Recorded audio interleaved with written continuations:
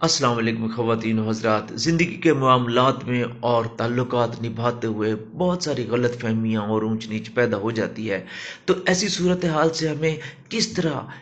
بحسن خوبی نمٹنا چاہیے، اس کا اندازہ آپ اس ایک واقعہ سے لگا لیں۔ کہتے ہیں کہ ایک دفعہ دو دوست سفر کر رہے تھے، صحرا میں سفر کر رہے تھے، اور چلتے چلتے دونوں میں کسی بات پر جھگڑا ہو گیا، اور تو تکرار سے بات آگے بڑھی تو ایک دوست کو غصہ آیا اور اس نے دوسرے کو تھپڑ مار دیا۔ تو وہ چلتے رہے، لیکن اسی جگہ پر ریت پر اس دوسرے دوست نے جس کو تھپڑ مارا تھا اس نے لکھا،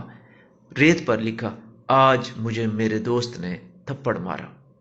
خیر وہ چل پڑے تو تھوڑی دور آگے جا کر پھر وہ اس دوست کو بھی تھوڑا احساس ہو گیا، تو پھر وہ دوبارہ باتیں کرنا شروع ہو گئے اور تعلقات کسی حد تک نارمل ہو گئے۔ خیر چلتے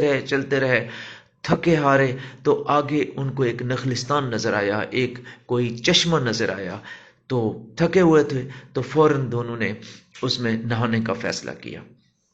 تو دونوں جب نہا رہے تھے تو نہاتے نہاتے وہ دوست جس کو تھپڑ لگا تھا وہ کسی گہرے پانی میں چلا گیا اور غوطے کھانے لگا۔ تو جب اس دوست نے دیکھا کہ یہ غوطے کھا رہا ہے اور اس کی جان خطرے میں ہے، تو وہ فوراً لپکا اور اس نے بڑی ہی مشکل سے اپنے دوست کی جان بچائی۔ اب وہ دوست جس جس کی جان بچائی تھی وہ خیر باہر نکل آیا، پھر قریب ہی ایک پتھر پڑا تھا، تو اس نے پتھر پر لکھا، آج میرے دوست نے میری جان بچائی۔ تو وہ دوست جس نے تھپڑ مارا تھا اور بعد میں جان بچائی تھی، اس نے اس سے پوچھا کہ یار یہ کیا ماجرا ہے، پہلے میں نے تمہیں تھپڑ مارا تو تم نے ریت پر لکھا ادھر، اور اب میں نے تمہاری جان بچائی ہے تو تم نے اب پتھر پر لکھا، اور وہی صورتحال جو اس وقت ہوئی تھی، پیش آئی تھی، وہ لکھی، تو یہ کیا وجہ ہے، کیوں لکھ رہے ہو؟ تو اس نے کہا کہ یاد رکھنا کہ جب کوئی تمہارا قریبی، تمہارا عزیز اگر تمہیں کوئی دکھ پہنچائے تو اس کو ریت پر لکھو، تاکہ زمانے کی ہوائیں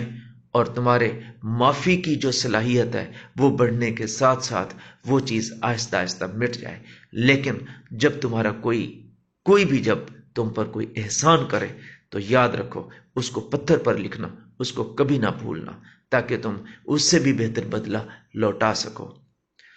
خواتین و حضرات، اس سے ہم یہی نتیجہ اخذ کر سکتے ہیں کہ زندگی کی دوڑ دھوپ میں اور رشتوں میں، بلکہ قریبی رشتوں میں بھی بعض دفعہ اتنی غلط فہمی ہو جاتی ہے کہ انسان بہت زیادہ رنج اس کو پہنچتا ہے، لیکن کوشش کریں کہ اس کو پتھر پر نہ لکھیں بلکہ ریت پر لکھیں، اور اس ریت پر زمانے کی ہوائیں چلنے دیں، درگزر کی ہوائیں چلنے دیں، معافی کی ہوائیں چلنے دیں، اپنی نرمی کی ہوائیں چلنے دیں، اور اس کو آہستہ آہستہ مٹنے دیں۔ اور ہاں، اگر کوئی تھوڑی سے بھی تھوڑی آپ کے ساتھ بھلائی کرے، احسان کرے، نیکی کرے، تو اس کو پتھر پر لکھیں۔ حل جزاء الاحسان الا الاحسان، کہ احسان کا بدلہ احسان کے علاوہ اور کچھ ہو سکتا ہے، تو اس کو پتھر پر لکھیں تاکہ زمانے کی ہوائیں بھی نہ مٹا سکیں اور وقت کا گزرنا بھی اس کو نہ مٹا سکے، اور اگر موقع ملے تو آپ اس کو دوبارہ اس سے بھی بڑھ کر اچھے انداز سے